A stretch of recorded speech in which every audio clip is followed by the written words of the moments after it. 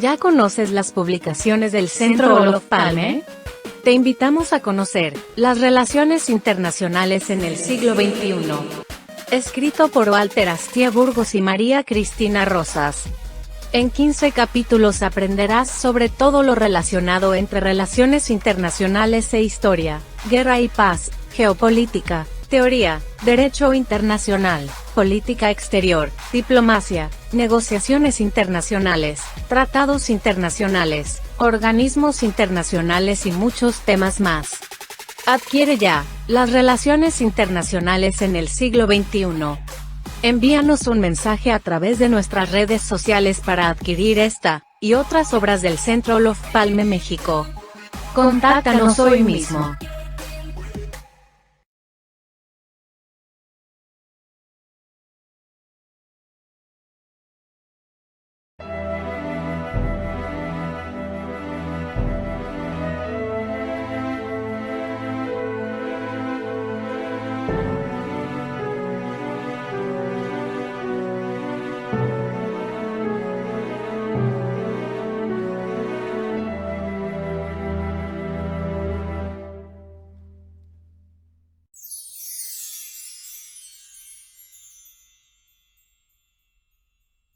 Buenas tardes, México. Buenas tardes, Uruguay. Es un gusto saludarlos en una emisión más de Una tarde con un programa desarrollado por el Centro Olof Palme México.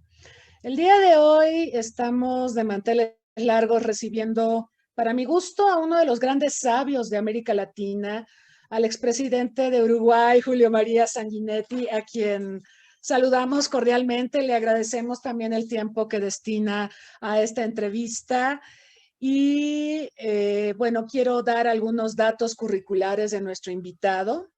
Él nació en Montevideo en 1936. Es abogado, graduado en la Facultad de Derecho y Ciencias Sociales de la Universidad de la República. Ha sido presidente de la República Oriental del Uruguay en 2 ocasiones, en 1985 y 1990, justo en este periodo de la década perdida, y posteriormente en 1995-2000. Ha sido diputado electo en 3 periodos, ministro de Industria y Comercio, de Educación y Cultura, y senador de la República en 2 ocasiones. Él tiene una vasta trayectoria a nivel político y gubernamental. A partir del 53 ha desarrollado una profusa actividad periodística como redactor, cronista, columnista de diversos medios de difusión a nivel nacional e internacional.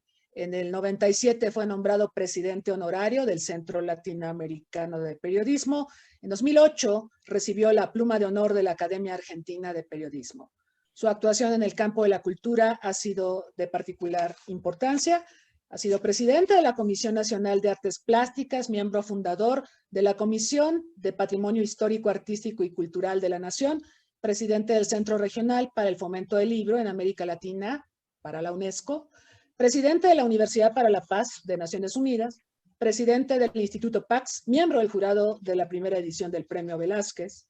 Y pues podríamos pasar muchas horas hablando de la trayectoria y del currículum de nuestro invitado. Yo solamente quisiera destacar un par de cuestiones más. En el 96, porque lo vamos a mencionar a lo largo de la entrevista, él propició la creación del Círculo de Montevideo, grupo de reflexión orientado a abrir nuevos caminos para la gobernabilidad y el desarrollo humano en América Latina. Y bueno, es miembro fundador del Club de Madrid e integra el patronato de la Fundación Carolina. Es autor de una cantidad muy importante de libros. Entre otros destacaríamos La agonía de una democracia. De hecho, este libro lo mencionamos la semana pasada cuando hablábamos con este especialista mexicano sobre democracia y procesos electorales, José Woldenberg. Pero también escribe en 2012 La Reconquista, escribe también El Uruguay del Optimismo y un ensayo biográfico sobre Luis Valle Berres. Sanguinetti, al decir de algunos de sus biógrafos, reúne en sí al hombre de acción y al hombre de reflexión. Es un pragmático y un racionalista. Es a la vez un testigo, un comentador y Su condición de actor lo sitúa más allá de las adhesiones y de las animosidades en el corazón de lo que acontece, al personificar desde la fuerza persuasiva de los hechos una recreación mental y sentimental de una parte muy importante de la historia latinoamericana. Así que es un verdadero gusto, un honor tenerlo como invitado, presidente Sanguinetti. Y quisiera comenzar pidiéndole una reflexión sobre América Latina en el momento actual. Estamos, bueno, la pandemia no nos dejará mentir, en un momento de divisiones sin estrategia de salida. Pero esto no nació con la pandemia. Yo creo que veníamos arrastrando una serie de problemas, de divisiones, de falta de concertación, que la pandemia no ha hecho sino evidenciar o agudizar. Esta pregunta también quisiéramos pedirle si la pudiera orientar hacia lo que puede pasar cuando hayamos medianamente resuelto la problemática de la pandemia. No sé si vía vacunación o cuando alcancemos la inmunidad de rebaño. Presidente.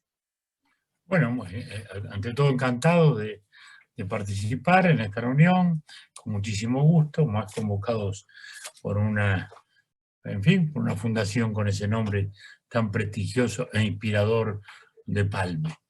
De modo que lo que usted plantea es lo siguiente. Estamos hoy viviendo un mundo globalizado a través de los medios de comunicación.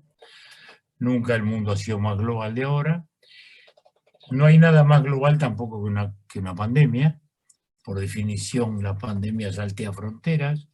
Eso es así desde siempre, desde los lejanos tiempos griegos, en que en el siglo V la pandemia se llevó a Pericles, ¿no? O en el siglo III se llevó al emperador Marco Aurelio, la famosa fiebre antonina, hasta las pestes del siglo pasado y del siglo, sobre todo del siglo XX, ¿no? Entonces no hay nada más global que una pandemia. Sin embargo, el mundo ha mostrado justamente que nunca hemos tenido menos gobernabilidad. Es decir, las instituciones internacionales que se construyeron luego de la Segunda Guerra Mundial para poder consolidar la paz y generar, digamos, un intento de gobernabilidad básico, fundamental, se han debilitado extraordinariamente, y en los últimos tiempos la presidencia de Trump también fue una etapa importante en esa declinación de la institucionalidad, hasta que llegamos a esta pandemia, vuelvo a decir, global, en que cada uno hizo lo que quiso, ¿no? Estados Unidos fue por su lado, Europa primero se dividió entre 2 y 3, después logró unirse, China por su lado, y en América Latina hemos tenido de todo. México por su lado, Brasil por su lado, Argentina por su lado, cada uno por el suyo. La Organización Mundial de la Salud superada totalmente. Entonces, esto nos está hablando de una baja gobernabilidad. Primera gran lectura, esta es una globalización sin gobernanza y la pandemia lo ha vuelto a mostrar. En segundo lugar, esta pandemia ha significado también una revalorización del Estado. Es decir, ha puesto de nuevo en el centro de la escena al Estado. Después de años en los cuales ha ocurrido lo contrario, años en los cuales se ha discutido mucho el rol del Estado, en lo económico, en lo político, en lo social, y que en términos generales el Estado retrocedió, más allá de que las propuestas tipo de la señora Thatcher, Reagan en su tiempo, no culminaron. Más allá de eso, en cualquier caso, es evidente que el medio ambiente impuso normas generales, el desarme impuso normas generales, etcétera, etcétera, etcétera. Los procesos de integración, los tratados, fueron generando una retracción del Estado. Ahora el Estado volvió a ser central. Como pasa siempre en las épocas de crisis, todo el mundo mira al Estado. Crisis militar, crisis social, crisis política, todo el mundo mira al Estado. ¿Qué tiene el Estado para responder? Y esto es un elemento central. En tercer lugar, nos encontramos con un estado particular y con una situación también, como digo, de una etapa de sociedad diferente, ¿no? La riqueza ha variado, el concepto de riqueza ha variado, ya no son las materias primas históricas, ya tampoco es la industria. Hace 30 años o 40 años hablábamos de los países industrializados y los países subdesarrollados. Hoy ya no hable más nadie de países industrializados porque el tema no es la industria. Es la sociedad del conocimiento, es la sociedad del consumo, la sociedad de la información. Las empresas más importantes no son las automotoras ni aún los bancos. Son Amazon, son Google, son Apple, son Facebook, son todas las empresas del mundo digital. Y la riqueza está allí.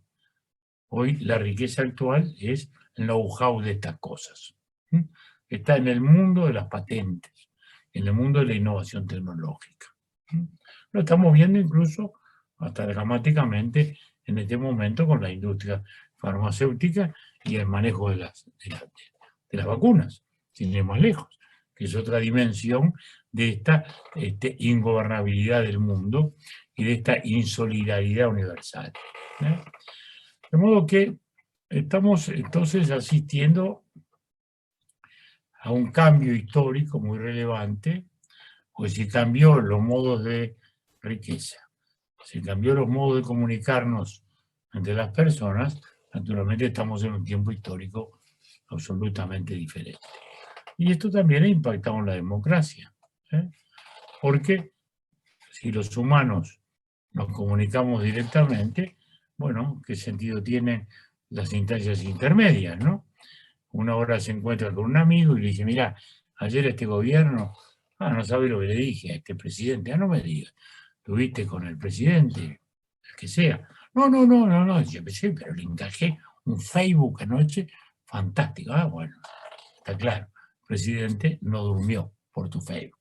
Es decir, hay una especie de fantasía de un debate universal que no existe. El ciudadano siente que él se representa a sí mismo, que ya no precisa ni del partido político, ni de la instancia intermedia, ni de la institución social o religiosa que antes lo representaba. Especialmente por eso viven hoy una gran crisis los partidos políticos, los parlamentos. Ya no preciso a mi diputado. Si antes tenía un problema iba a ver al club político, al diputado, a ver, bueno, vamos a plantear en algún lado esto. No, ahora hago un Facebook, ahora saco una foto en Instagram, ahora divulgo esto, y ese es mi modo de discutir. Y esa es mi fantasía de creer que de ese modo estoy realmente participando en un diálogo universal que no es así. Pero eso, como digo, ha debilitado los conceptos de representación. Entonces hoy los partidos políticos no tienen la fuerza que tuvieron, los parlamentos carecen de prestigio, y la política parece que es una actividad secundaria, sospechosa, digna de sospecha más que de necesidad. Sin entender que el ciudadano que no se ocupa de la política no advierte que la política igual se va a ocupar de él. Para bien o para mal, pero se va a ocupar de él. Y que él, con su lejanía, simplemente va a estar comprometiendo la calidad y la eficacia de esa vida política. Entonces, todo este conjunto de elementos que como flashes fotográficos estamos presentando son la definición de un tiempo histórico diferente. Eso que tantas veces se ha dicho. No estamos en un tiempo de cambios, sino un cambio de tiempo histórico. Hemos entrado en otra etapa de la historia. Y caracterizada por todos estos elementos de la sociedad del conocimiento, de la sociedad de la información, de la economía digital, de la economía inmaterial, de la globalización que estamos viviendo y que estamos sufriendo. Y a partir de allí entonces es que estamos instalados hoy ciudadanos de este mundo. ¿Por aquí empezamos entonces? ¿Qué pasa con América Latina en este escenario? Efectivamente, hay, digamos, un desencanto con la democracia. Recordamos que, por ejemplo, en la década perdida se decía que no era tan perdida, puesto que acontecieron varios procesos políticos que derivan en la instalación de gobiernos democráticos, pero después de eso pareciera que hay un desencanto, como que la promesa de la democracia no se traduce en bienestar para las sociedades, no se cumplen las expectativas. Y ahora pues vemos lo que usted señala muy bien, la crisis de instituciones, ¿no? Las instituciones no parecerían responder a las expectativas.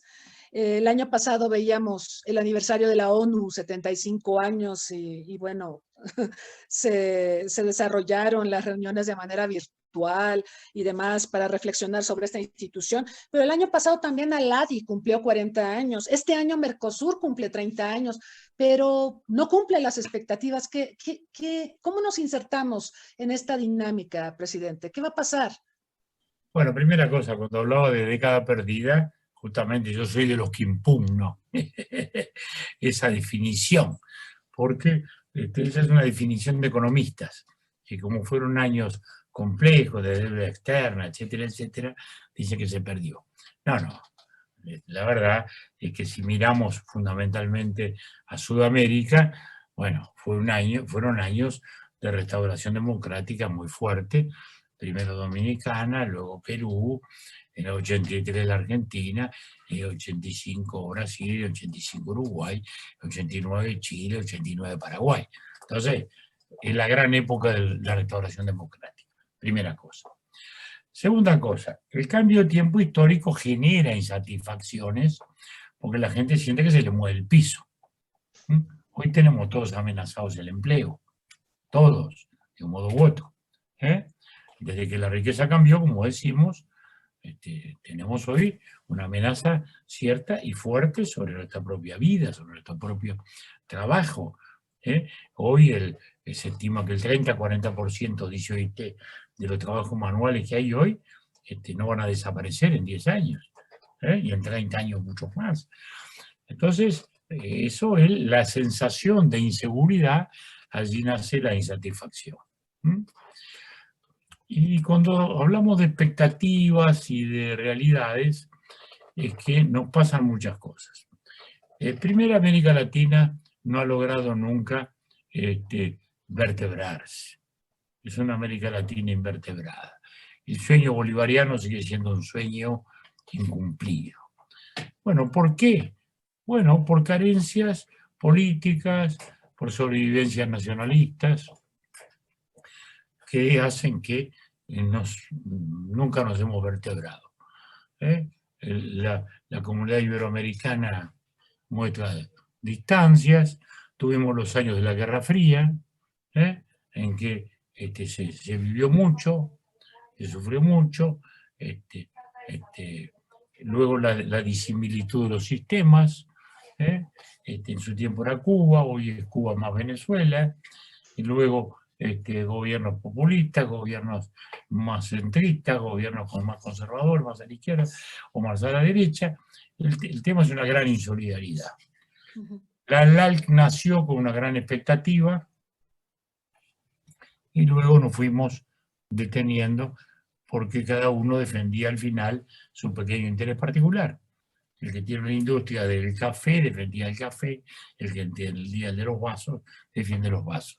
Pero al final todos nos íbamos poniendo a la velocidad del más lento. Por eso la LADI luego se transformó en ALADI, para habilitar entidades regionales o acuerdos regionales. Y esto también se fue agotando. Y ahí fueron naciendo, que el Pacto Andino, que el Mercosur. El Mercosur tuvo 8 años iniciales fantásticos. Del 91 al 99 fue estupendo. Pero en el 99 tocamos el problema estructural del Mercosur, que era la asimetría. Porque hay un país que es el 80% del PBI, Brasil. El 80%. Argentina es el 20%. Uruguay es el 2%, Paraguay es el 1%. Entonces, seguro, una devaluación en Brasil, como ocurrió en enero del 99, bueno, es un estornudo en Brasil que se transforma en neumonía en el resto. tan simple como eso. Y a partir de ahí ya nunca más logramos congeniar. El sueño de una comunidad europea, que era la inspiración nuestra, con los años 80 la idea fue esa. Hagamos una gran, al estilo de la comunidad europea, una gran alianza cultural, países vecinos, cercanos. Y eso terminó allí. ¿Por qué? Bueno, porque la industria brasileña tiene sus intereses y así cada cual. El resultado es que entramos en un estancamiento. No quiere decir que haya sido inútil, se avanzó en muchas cosas, en lo aduanero, en navegación, en el propio comercio. El propio comercio creció mucho, pero después se estancó. Y luego se transformó en una pesada carga para competir hacia el mundo. Porque la idea del Mercosur no era encerrarnos. La idea del Mercosur era tener un espacio económico más grande, tener una mejor economía de escala, y a partir de allí, entonces sí, poder lanzarnos mejor hacia el mundo. Y eso no pasó. Razón por la cual ahora estamos en ese debate. Hay un debate fuerte de reclamo de cambio de las normas. Y esto se está discutiendo estos días. Uno le llama flexibilidad, otro le llama dos velocidades, como quiera llamársele.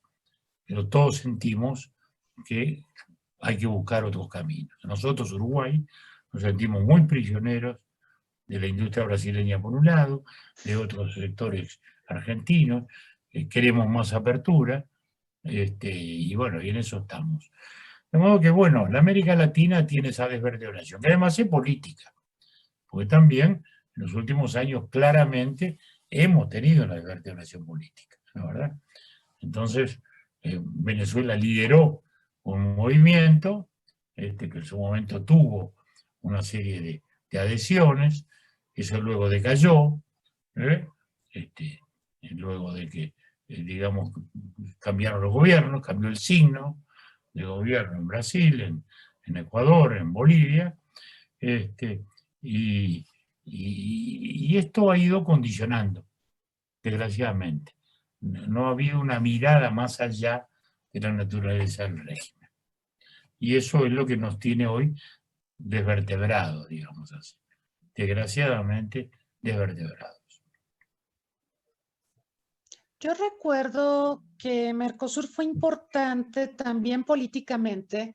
Por ejemplo, el caso de Guasmosi en Paraguay, que hubo una intentona golpista. Yo me acuerdo que eso fue, digamos, disuadido gracias a la gestión de ustedes, de Uruguay, de Brasil, de Argentina. ¿Eso también se perdió, presidente? No, yo diría que depende cómo lo miremos. Depende de cómo lo miremos. Hoy día además pasa otra cosa que a mí me molesta mucho. Y tenemos presidentes que no respetan los códigos esenciales de la soberanía y del, digamos, la vida política interna de los otros. En plena campaña electoral nuestra, por ejemplo, el presidente de Argentina, electo en ese momento, Alberto Fernández, vino aquí a apoyar al candidato del Frente Amplio, el gobierno entonces, oposición hoy. A su vez, el presidente de Brasil, Bolsonaro, dijo que ojalá ganara nuestro actual presidente, en la calle Pou, lo cual yo apoyo, por cierto. No podía ser halagador a mis oídos, pero no lo era. Que el presidente de Brasil esté opinando que tiene que ganar un candidato u otro. No está bien eso. El otro día el presidente Fernández cuestionó, o yo diría agravió, al presidente de Ecuador, a Lenín Moreno, y le respondió con una sarta de insultos. Y eso no son los códigos de comportamiento internacional. Que me disculpe incluso el presidente nuevo de los Estados Unidos, pues tratar de asesino al presidente de Rusia no es propio de las relaciones internacionales. Podrá el presidente de Estados Unidos tener todas las diferencias que quiera con el presidente de Rusia. Sí, y a la inversa. Pero cuando entramos a ese terreno, ¿cómo hacemos después para sentarnos, respetarnos recíprocamente e intentar construir algo? Esas son cosas que a mi juicio realmente hoy hoy son de las peores cosas que nos están ocurriendo. Pero es el A más B, es el prerequisito de una política internacional razonable y sensata. El prerequisito. Es que sabe, ahora que menciona esto de Biden que acusa de asesino a Putin, me hizo recordar el tema de cómo en la Guerra Fría estos dos países, la Unión Soviética y Estados Unidos, cooperaron para combatir a la viruela y cooperaron ampliamente, proveyeron vacunas, proyectaron liderazgo. O sea, ese sería como el gran contraste respecto a lo que estamos viendo hoy, todo el mundo fragmentado, todo el mundo insultándose, todo el mundo negando la cooperación. Presidente, no vamos a salir de esta crisis si no cooperamos, evidentemente. No, y de esta crisis vamos a salir cada uno como pueda. Sí, vamos a salir porque la ciencia o los instrumentos de la ciencia nos van a permitir salir de un modo u otro. Pero vamos a salir mejor, más vertebrados, más solidarios, no, lo contrario. Lo contrario. Rusia salió a hacer política con su vacuna. ¿Mm? Y después también de algún modo lo hizo China. Y hablo por mi país, que se benefició de ello. Porque China nos ofreció un gran apoyo, ¿no? Y lo agradecemos, como no. Pero no dejó de ser eso, ¿no? No dejó de ser eso. Claro. Hoy mucha gente dice que incluso que ese ataque que hay hacia la vacuna de la AstraZeneca, la anglo-sueca, está referido justamente al precio menor y a un ataque de las otras. No sé si será así, no lo sé. Pero en todo caso digo que sí, efectivamente ha habido mucho de eso. Y bueno, en nuestra América Latina hay que mirar. Yo veo, desgraciadamente, miradas muy particulares. Vamos a hablar de los 3 países más grandes. México. Ha sido siempre un país muy importante, pero no mira mucho hacia el sur en los últimos tiempos. Esa es la verdad. Lo lamento, pero es así. Nosotros siempre miramos hacia México. Yo fui muy amigo de Carlos Fuentes y fui muy activo de Octavio Paz. Incluso soy hoy copresidente del Foro Iberoamérica que fundó y presidió Carlos Fuentes durante todos estos años. Gracias. Con el cual participábamos y teníamos un gran amistad y enorme cariño que prolongamos hoy con su señora, con Silvia. Es decir, nosotros desde el sur siempre miramos a México. Y México en muchos momentos miró hacia el sur. Los últimos años no ha sido así. Brasil. Brasil hoy está ensimismado en una situación brasileña, sin mirar hacia el conjunto, tampoco. No ejerce el liderazgo que naturalmente tiene que ejercer. Es la primera economía de Latinoamérica. Ubicarnos. La economía de Brasil es más grande que la de Rusia. Rusia luce como una potencia, que no lo es tanto, pero Brasil es más que Rusia en términos de economía, fíjense ustedes. Sin embargo, no ejerce un liderazgo ni aún acá entre nosotros. La Argentina. La Argentina, sí, fantástico país también, tampoco. Hoy está con un gobierno que se abraza con se abraza con el otro, pretende izquierda, derecha.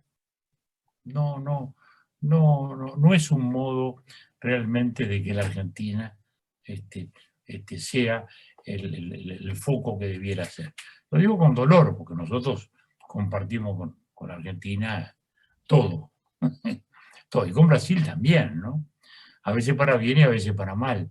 Nosotros con Brasil no tenemos frontera. No tenemos frontera, tenemos ciudades comunes. Entonces seguro ahora la cepa esta brasileña nos está enloqueciendo en la pandemia, nos está enloqueciendo. Pero bueno, lo que quiero decir entonces es esto, que aún los grandes países, que debieran ser el foco, que debieran ser nuestros líderes, nuestros orientadores, no lo están haciendo. Y tampoco a nivel mundial, porque Estados Unidos es una formidable potencia, incuestionablemente. la mayor potencia militar, la mayor potencia científica, la mayor potencia en la vida cultural, a través del cine, la tele, todo lo que fue. Sin embargo, hoy no tiene un liderazgo. Es decir, no, ¿qué es liderazgo? Tener una influencia, generar una corriente, en virtud de lo cual hay gente con la cual se trabaja en conjunto. Y esto no es así. A la inversa, Rusia, como recién decíamos, no es una potencia. Sin embargo, tiene su liderazgo. Está aquí, está allá, está en el Medio Oriente, está en Venezuela, yo qué sé. Bueno, entonces, esto desgraciadamente luego se traduce en esta debilidad institucional general que estamos hablando de nuestro sistema. Caray.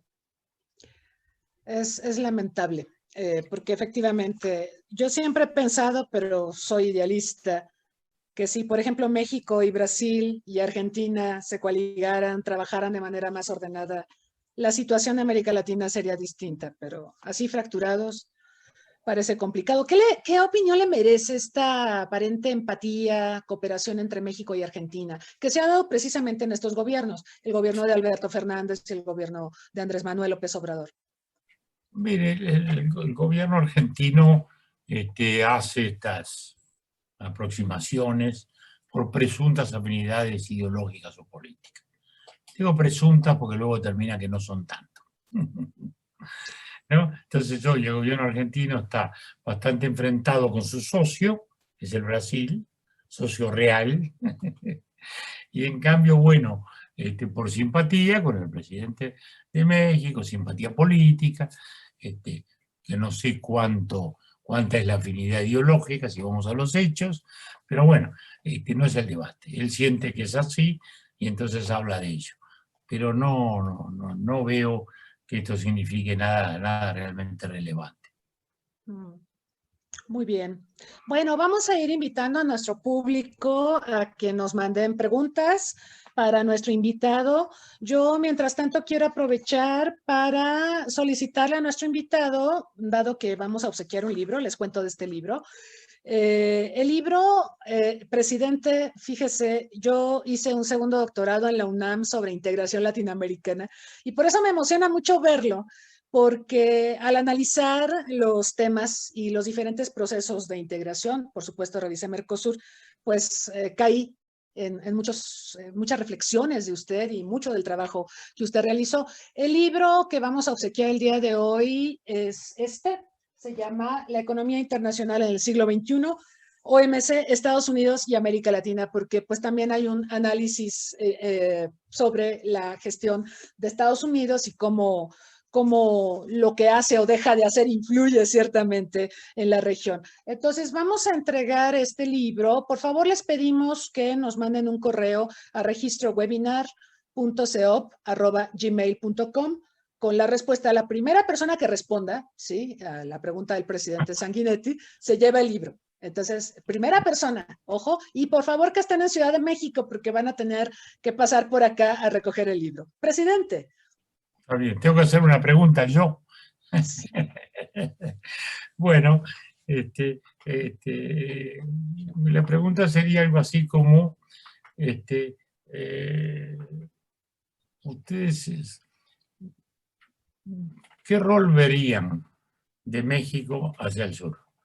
¿Ustedes piensan que la relación tan estrecha que por la geografía se le ha impuesto a Estados Unidos ha alejado a México del sur?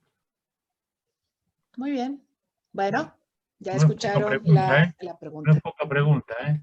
Sí, No es interesante y por ahí le vamos a pedir a Fernanda que nos mande la respuesta para comentarla con el presidente, porque va a ser muy interesante cómo visualizan quienes respondan a la pregunta este planteamiento. Muy bien, presidente, tenemos algunas preguntas que nos ha hecho llegar el público. Nos preguntan que qué papel puede jugar México con Uruguay ante sus socios estratégicos Brasil y Argentina. Bueno, adelante, sí, por favor. México es un país, ya que muy relevante, y con el cual nosotros, Uruguay, tenemos una mayor libertad comercial. Nosotros logramos con México o un tratado de libertad de comercio. Yo diría no suficientemente explotado incluso, pero que nos ha significado una libertad dentro del Mercosur. Nosotros con México tenemos una relación distinta que con el resto. Tenemos una libertad comercial que nos permite actuar más allá de las normas del Mercosur. Es decir, que para nosotros la relación con México es muy relevante y es muy importante. Eso ocurrió allá por el año 96, 97,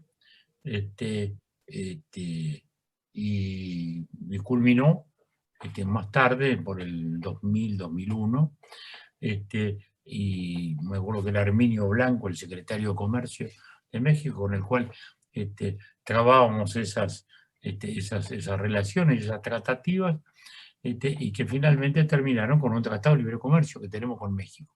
Es decir, que con México tenemos Uruguay una relación privilegiada dentro del Mercosur. Tenemos una independencia que no tenemos con otros. Es más, es lo que estamos ahora tratando de negociar, convenciendo a Brasil que nos deje hacer con algunos otros países lo mismo que hicimos con México. Nada más ni nada menos. Muy bien. Preguntan cómo insertar a Uruguay en las actividades espaciales. Como sabe, México y Argentina pues recién anunciaron la creación de la Agencia Espacial Latinoamericana, que suena interesante. Yo creo que se tiene perfilado que en algún momento llegaremos a tener algo como la Agencia Espacial Europea, que sería formidable. Pero aquí preguntan sobre Uruguay. ¿Cómo se inserta en el Uruguay, naturalmente, por su dimensión económica y su potencia, no puede aspirar a tener, digamos, una fuerte presencia en el terreno. Pero sí asociarse. Y hemos estado asociados a varias empresas satelitales, con Argentina fundamentalmente, el Nahuel, que fue uno de los satélites que en su momento coparticipamos, digamos, ¿no? De modo que nuestro rol es ese, asociarnos en nuestra dimensión a esos emprendimientos, cosa que hemos hecho y creo que tenemos que seguir haciendo, por cierto. Cierto. Pregunta Iván Vega desde Facebook. ¿Cuál es el modelo democrático al que las sociedades latinoamericanas deben aspirar? ¿Y qué opina del cambio político en México, presidente? Bueno, mira, primera cosa, la democracia es un gran sistema de garantías. La democracia es una estructura, ante todo formal, que es la garantía de los derechos. No asegura un buen gobierno, porque eso depende de los ciudadanos. Y es muy de los latinoamericanos echarle la culpa a todo el mundo y no asumir la responsabilidad ciudadana. Para ponerlo en términos concretos, uno llega al Perú y dice, bueno, ¿y Fujimori? Ah, sí, Fujimori, sí, ¿te acuerdas? Ah, Fujimori, qué barbaridad, las cosas que pasaron. Bueno, pero lo votaron a Fujimori, sí, sí, por supuesto. Y lo reeligieron a Fujimori, sí, lo reeligieron. Bueno, entonces, no se quejen luego de Fujimori, si lo votaron y lo reeligieron, ¿no? Entonces, eso es muy de nosotros, los ciudadanos parece que no tuviéramos importancia. Y la vivificación, la concreción real de la democracia para que no sea simplemente una estructura formal, es la vida que le vamos a dar a los ciudadanos, votando. La democracia lo que nos asegura es los derechos humanos, los derechos individuales, la libertad de expresión del pensamiento, los mecanismos, como dice Karl Popper, por los cuales podemos sacarnos pacíficamente de arriba un gobierno que no nos guste. Eso es básicamente la democracia. Bueno, y eso requiere de la racionalidad ciudadana, requiere de la independencia de criterio ciudadano. Entonces, si el ciudadano vota a un demagogo porque le dice que le va a subir el sueldo y en la misma tarde le va a bajar los impuestos, bueno, allá él. ¿Sí? Pero desgraciadamente es lo que hacemos más de una vez. Entonces, ese es el punto, ese es el gran punto central. En cuanto a la política mexicana, yo diría que no me atrevo a meterme en ese debate. me bastan con los debates nuestros, vernáculos, pero sí digo que México en los últimos años ha ido ganando en democracia. El PRI fue una contribución histórica, a mi juicio, a la vida de México para sacarlo de la violencia y llevarlo a la institucionalidad pacífica. El PRI es una etapa histórica de ese punto de vista muy importante. Pero luego también el PRI pasó a ser un partido muy hegemónico, que en algún momento tenía que dar paso a la alternancia. Y ocurrió. Y México empezó a tener instituciones electorales muy importantes. Nosotros participamos más de una vez en actividades con las autoridades electorales nuevas de México, cuando se crearon, cuando se constituyeron. Y México fue ganando en alternancia. Y así fueron, se cambió el PRI por el PAN volvió al PRI, el PRI volvió ahora hacia otros lados, y eso creo que ha vivificado la democracia mexicana. Entonces eso a mí es lo que me importa y lo que puedo apreciar. Es decir, sabemos que hay una democracia y sabemos que al final de este gobierno la gente votará algún otro presidente, que hoy no tengamos ya más esas incertidumbres que pudiéramos tener. Me parece que eso es lo más relevante, lo que yo aprecio desde el lejano sur, desde el profundo sur, en que miramos a México con mucha cercanía, porque además, eso les cuento, ¿no? Esto ya es más anecdótico. En nuestro país, México, siempre fue muy cercano desde el punto de vista de la música. Una de las audiciones más populares de la historia de la radio uruguaya fue México Canta, que durante 50 años era el rating 1, el rating 2 de la radio uruguaya, ¿no? En las épocas de, bueno, Pedro Infante, Pedro Vargas, etcétera, etcétera, el auge del bolero, todo aquello. México Canta. Ni hablemos de lo que han sido nuestros escritores, como decimos, ¿no? Los escritores mexicanos han sido nuestra referencia, nuestra grande referencia, sobre todo en la definición de la cultura latinoamericana. Siempre hemos mirado a ellos, por una cosa además que es elemental.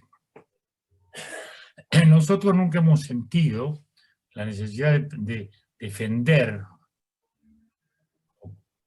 la integridad de la cultura latina frente a la sajona, porque no teníamos la referencia a Estados Unidos que ha tenido México. Nuestra relación histórica ha sido con Europa. Los del sur nos hemos conectado con Europa, no con Estados Unidos. No con Estados Unidos, nuestro comercio histórico, nuestras empresas públicas del siglo XIX, el gas, el tranvía, el ferrocarril, todo eso nada era norteamericano acá. Ni en Argentina, ni en Brasil, incluso ni en Uruguay. Era todo británico o francés, o algo por el estilo, en algún momento hasta alemán. Pero no norteamericano. La hegemonía norteamericana, la presencia más fuerte empieza después de la Segunda Guerra Mundial, ¿no? Con la Coca-Cola como símbolo. Con la Coca-Cola como símbolo, que recuerdo que yo estaba en la escuela cuando apareció la Coca-Cola, que es la gran novedad. Bueno, entonces, por eso mismo, los pensadores mexicanos, desde Vasconcellos hasta, como digo, Octavio o Carlos, han sido los grandes referentes de nuestra visión cultural, de nuestra visión del mundo. Y eso, bueno, es bueno recordarlo y vivificarlo, porque seguimos viviéndolo. Nuestro Foro Iberoamérica sigue teniendo a Carlos Fuentes como el gran emblema. Es cierto, presidente. Pero también de Uruguay para acá, Eduardo Galeano, Las Venas Abiertas de América Latina, o sea, toda una obra que acá nuestros estudiantes de pregrado, de posgrado siguen revisando y apreciando. Sí, yo diría que la aprecian demasiado bien. Porque es una visión muy propia del sesentismo. Sí. El propio Galeano, en sus últimos años declaró que, dice, eso lo escribí en las épocas en que no sabía nada de economía. Ahora no escribí ese libro. Ah, ¿no? qué caray. En el fondo tenía mucho de cosas panfletarias, digamos, ¿no? ¿Verdad? Pero seguro fue inspirador de mucha gente. Hoy yo diría que está bastante obsoleto, bastante obsoleto. Cambia la bibliografía.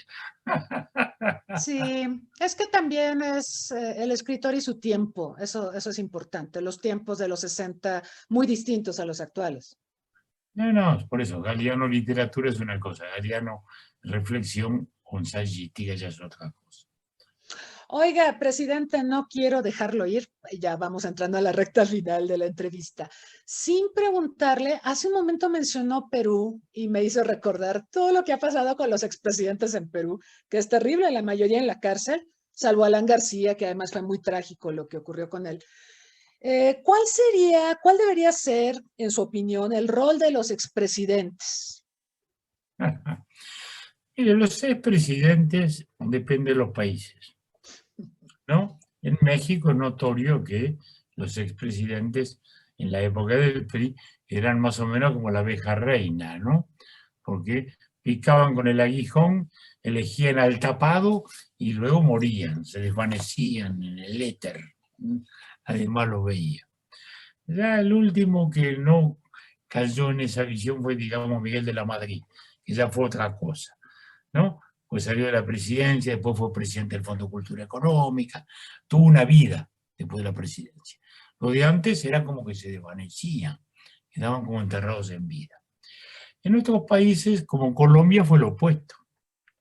Había una especie de cenáculo, un areópago de los expresidentes que opinaban de todo y todo el mundo los miraba a ver qué opinaban y a ver qué decían. Y eso fue en una época muy, muy, muy importante. Hoy no lo es tanto. Hoy Colombia ha estado mucho más dividida en los últimos años sin ninguna duda, digamos, porque yo soy amigo de muchos, de todos los expresidentes de Colombia. He sido amigo de todos ellos. Y entonces seguro hoy están muy enfrentados, digamos, ¿no? Porque el presidente Uribe es o a favor o en contra de Uribe, parecería que la política colombiana es un poco eso, lo cual no lo veo bueno, desgraciadamente, pero es así, digamos, ¿no? Entonces,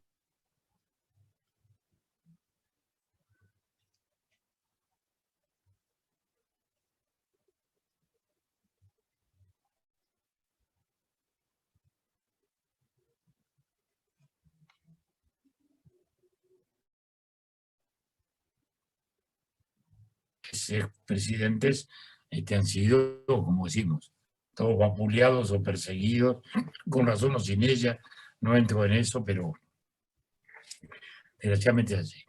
¿Cuál sería el rol teóricamente aceptable de un expresidente? Bueno, el de alguien que defiende la institucionalidad, el que pasa a ser una especie de reducto, como las viejas vestales que mantenían la llama sagrada en los templos griegos, bueno, ser justamente los grandes sacerdotes que mantienen la llama sagrada de la institucionalidad democrática. Eso debería ser el rol. En nuestro país tratamos de mantenerlo.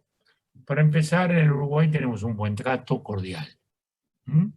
No nos sentimos enemigos. Y ahora último, incluso hicimos una actividad que fue muy interesante. Estamos en el Senado, el presidente Mujica y yo. Los dos éramos senadores. Era una cosa un poco extraña, pero éramos. Notoriamente, el presidente Mujica fue guerrillero, representó una organización, digamos, terrorista en su tiempo, que pretendió tirar abajo la democracia, era la época de los años 60, o sea que desde el año 63 a 73 perteneció a una guerrilla que intentó la sustitución de las instituciones democráticas por la Revolución Cubana. Yo integré los gobiernos que enfrentaban esa guerrilla, lo que tuvimos en las antípodas. Y luego vino el golpe de Estado, el golpe de Estado, en la cual, a mi juicio, ellos tuvieron una enorme responsabilidad. Pero bueno, pero más allá de eso, el hecho es que estuvimos enfrentados muchos años. Luego vino la Restauración Democrática en el 85, me tocó a mí ser el primer presidente, luego vino el presidente Lacalle, con el cual hace un rato estuve acá conversando, padre del actual presidente, Lacalle Pou. Luego volví yo a la presidencia, luego fue el doctor Valle, de mi mismo partido, más tarde vino el doctor Vázquez, que falleció recientemente, y que tuvo 2 periodos. En el medio estuvo Mujica y después volvió el doctor Vázquez. Y ahora hubo de nuevo la alternancia. Y hemos tenido, en fin, digamos, una relación cordial. Aquí que vino la pandemia. Y Mujica dice, yo me voy porque la pandemia me corre. Yo ya pensaba irme del Senado porque había dicho que iba a estar un año o algo así, una vez que se pusiera la coalición de gobierno nueva en marcha, yo me iba a trabajar en la vida del partido, en el mundo de las ideas, de las conferencias, de las charlas, de todo esto. Y entonces me entero por su señora, que también era senadora, que Mujica se iba porque con la pandemia quería irse. Entonces le dije, bueno, ¿y por qué no nos vamos juntos? ¿Y por qué no nos vamos juntos y hacemos digamos, una escena de republicanismo? Una escena de mostrar cómo gente que hemos estado muy enfrente, pero que hoy integramos un cuerpo democrático, que nos respetamos, que dialogamos, que discutimos, que somos parte del mismo sistema. ¿Por qué no lo hacemos? Y nuestra presidenta del Senado, vicepresidenta de la República, dijo, bueno, no se van a ir así como cualquier renuncia, hagamos un gran acto. Y se hizo un acto muy lindo, que tuvo una gran repercusión en algunos otros países, como Argentina, que es muy confrontado. Entonces mostraba el ejemplo de Uruguay, de cómo 2 presidentes o 2 expresidentes que integraban el Senado y que se iban juntos, lo hacían al mismo tiempo, en una misma ceremonia, como expresión de lo que era el rescate del diálogo político en la diferencia democrática. Y fue, la verdad, una sesión muy, muy bonita, muy linda, que pretendió ser una lección ejemplar para la juventud, para que los jóvenes vivieran. Miren, estos señores han estado muy enfrente, muy enfrente. Sin embargo, vean ustedes cómo ambos llegaron por el voto a la presidencia, años más tarde, cómo han estado, como decimos, con diferencias, que representan cosas distintas, cosas muy distintas, y que sin embargo pueden coincidir a la sombra de las instituciones y un día decir, bueno, nos retiramos del Parlamento juntos, haciéndole un himno a la República. Bueno, eso lo hicimos y bueno, y salió muy lindo, y en YouTube está por ahí, y muchas veces lo ha repetido en algunos lados. El otro día en Argentina volvieron a repetir toda esa escena, y bueno, me parece que ese es el rol que tenemos que cumplir. Preservar la institucionalidad y mostrarle a los muchachos que adentro de las instituciones lo que quieran, que afuera de las instituciones nada. Y que cada vez que hemos querido un atajo para llegar más rápido a algo, a buscar las recetas de la felicidad, lo que hemos encontrado es lo contrario. Hemos encontrado la tiranía, la pérdida de la libertad. Adentro de las instituciones, todo lo que se quiere. Afuera de ellas, nada. Muy bien, Bueno, presidente. Una cuestión última y después de su respuesta le vamos a comentar lo que contestaron para llevarse el libro. Pero antes de eso, ¿nos puede platicar un poco del Círculo de Montevideo? Porque ahí participan varias personalidades mexicanas, pero bueno, latinoamericanas. Si nos cuenta un poco el sentido de esta iniciativa. Lo fundamos hace ya casi una veintena de años, en un momento en que comenzaba el cambio histórico. Y sentíamos que había que fomentar la reflexión, el pensamiento. Había que crear lugares de reflexión, lugares de pensamiento, con gente que veníamos de diversas corrientes, pero dentro de la filosofía liberal y la filosofía democrática. Y ahí nos juntamos varios, Fernando Enrique Cardoso, Felipe González, Ricardo Lagos, Ernesto Zedillo, que luego no nos ha sido muy fiel, muy activo, los demás sí, Leonel Fernández, la dominicana, Belisario Betancur, de Colombia, un formidable amigo, en fin, etcétera, etcétera. Y ahí nos dedicamos justamente a batallar por las buenas ideas, digamos, ¿no? Batallar por mostrar los caminos de este nuevo tiempo, tratar de hacer entender este nuevo tiempo, lo que nos significaba la globalidad como oportunidad, pero también como riesgo, ¿no? Y eso es lo que hemos hecho estos años, como también lo que hemos hecho con Carlos, muy parecido, en el Foro Iberoamérica. De modo que ese es el sentido, pensar, ayudar a pensar. Lo que decía Kant, que era la ilustración, pensar con nuestra propia cabeza.